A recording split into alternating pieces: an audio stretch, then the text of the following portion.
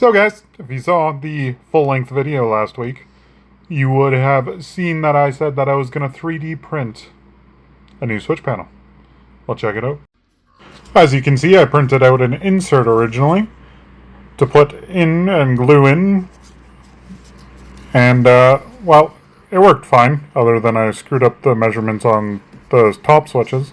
But check it out.